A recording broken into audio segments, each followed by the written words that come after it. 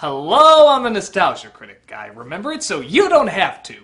If there's ever been a decade-spanning franchise that's just warmed its way into our hearts, it would have to be Alvin and the Chipmunks. Though not for me, I thought they were creepy rodent people. And if you're wondering why I'm in a totally different location this weekend, it's because I'm at UBCon, hiding from my denizens of fans. Well, I'm hiding from my mini fans also. What are you talking about? You don't have any fans. I do too. I'm one of the most known of female reviewers on the whole internet. Oh, please. Your audience is like really tiny. This is your audience right here. Well, I bet on my Film Academia record that I never mentioned because I'm really modest, I can out-review you! Oh, yeah? Yeah! Oh, yeah? Yeah! Wanna sing about it? God, no, that'd be silly and pointless.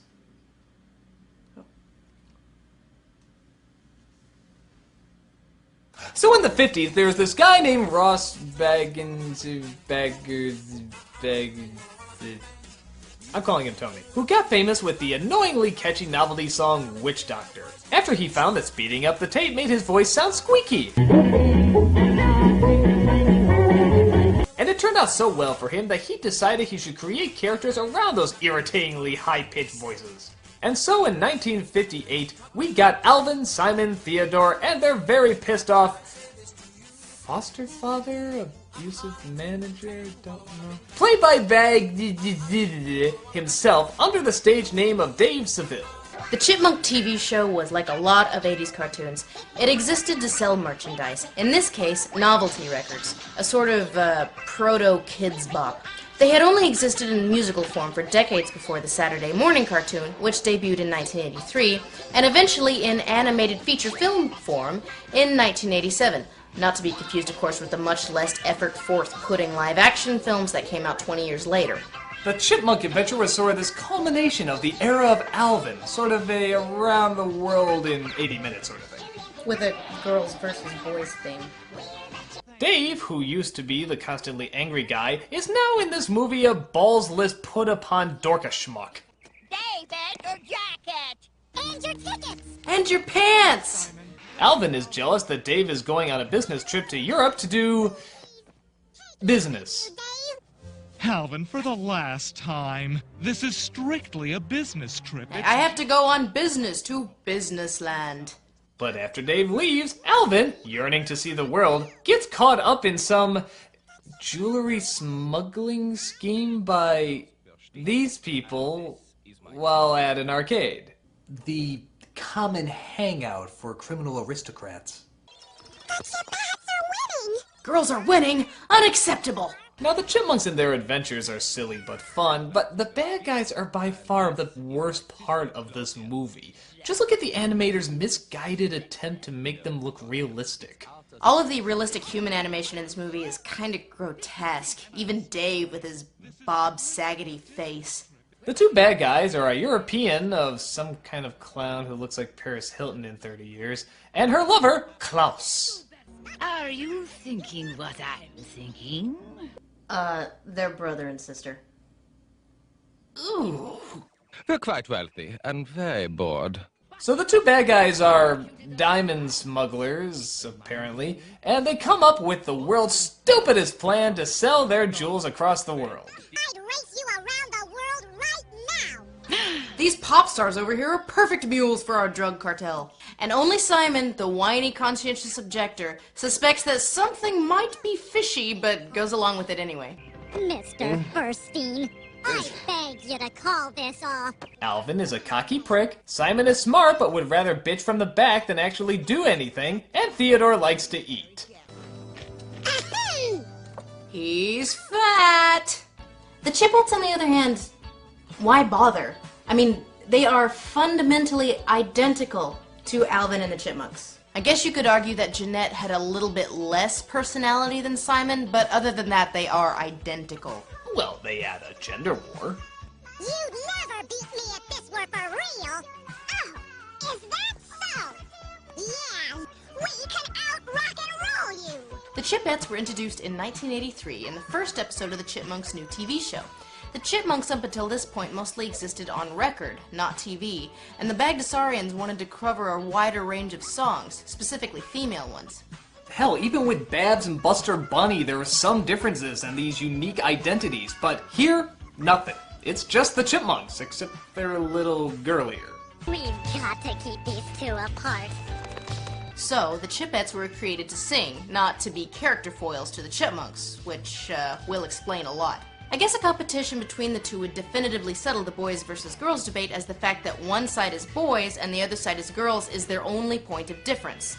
That and the fact that the Chipettes have clothes that fit. The Chipmunks get out from under the watchful eye of their babysitter, who I'm pretty sure is supposed to be a drag queen, by taking some of Dave's words and editing it for the babysitter. Hello, Miss Miller. I want Alvin, Simon, and Theodore to meet me in Europe. Phew. Bye-bye. Meet me in Europe City, the capital of Europe. David, are you drunk? So this is all the Chipmunks need to set off on their round-the-world adventure. All except for Simon. Please reconsider. Tell somebody! Go to the police! Go around and alert somebody instead of just whining about you half-erased rescue ranger! This is a brilliant plan. An utterly brilliant plan. Quick, give a bunch of child chipmunks hot air balloons and diamonds, and let's choose the slowest travel method available. They might as well be walking on their hands. Jamar will never suspect them in a million years. No one will catch our diamond cartel if it's in a hot air balloon mewed by chipmunks. For the last time, Eleanor, there is no hurricane. Well, how about that hurricane over there? And the rest of the movie is vignette-y little scenes where the two groups are in different countries having different adventures. The girl's starting off scuba diving and being chased by a shark. Whoa, she's like a dolphin. Whoa, holy shit! She's got some impressive leg strength. And the boy's starting off in Mexico. This can only lead to good things. It is our annual fiesta! This looks like part of an amusement park, like Epcot's enchanted ethnic stereotype. I'll have 2 cheese enchiladas with extra sauce, a tostada grande. He's fat! And stupid. Wow, quite an elaborate operation these not drug lords have going on. Oh, and they're also being pursued by some bad guys who want the diamonds for never disclosed reasons. And I think some of them might actually be good guys working for the feds. Okay, seriously, you can't catch 3 tiny rats on a slow-moving hot air balloon? I think real chipmunks would be harder to catch! Is Theodore ever going to eat? It's a spoiled brat, get wet. This is almost racist against whatever these people are. Are you sure they're brother and sister? They are brother and sister. Well, I don't think they are. They are. I don't think they are! They are! Wanna sing about it? No! I came prepared. Meanwhile, the Chipmunks and Chipettes only run into each other once. This being in Greece to do that musical number we almost keep parodying in this review. Alvin, what are you doing here? You do realize that there are more apples, right? Like, right there. Bunch of apples. How much you wanna bet we can out-rock and roll you? You know, Alvin, at least the Chipettes don't wear body-length turtlenecks. Oh, and Dave's there too. Dave's 5th month abroad. Hey, that looks like my boy. I guess it could be another trio of male adolescent rodent-like abominations. To the movie's credit, at least it's not a jukebox musical. And this is by no means a bad song. This was originally written by Terry Shattuck, who wrote Olivia Newton-John's Physical. You're living in a man's world, they say. Yeah, this almost sounds like a real song. I can totally imagine a real singer performing this instead of a bunch of cartoon gerbils. Thing is, this song wasn't actually originally written for this movie. It was written for a low-budget feature called Malibu Bikini Shop, which is about exactly what you think it is. Turtles. I feel like this scene sort of undercuts the message of this song.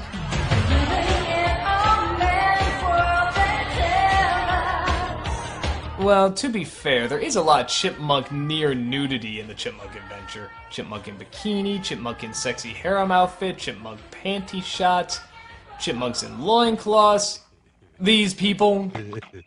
It's not until the girls float over into, Indigistan that would cross the line from sort of uncomfortable stereotyping into actual ethnic stereotyping. In 10 years, I will make her one of my wives. I will marry that Chipmunk! I will have her as one of my many wives! Oh, but wait till you see what he gets Brittany for incentive. That is a guilt gift! At least they let you keep one thing, little penguin. I got that picture took with my penguin family at Penguin Sears. Well, the girls decide, obviously, to steal back their dolls, which are being guarded by cobras, and get the hell out of Dodge. Oh, but wait till you see what the solution is. Oh god, they're not gonna sing again, are they? No, worse. They're gonna seduce them with song. Just like we could do right. No! Don't solve your problems this way. You don't sing. It's not reality. Yes, here we have our Egyptian-themed song. Egyptian-themed? Sounds like a karaoke version of a country Elvis song from the 70s. Should we even begin to explore the Freudian significance of a bunch of prepubescent girls in sexy harem outfits singing a song called Getting Lucky to Snakes? Not if you want to get any ads on this video.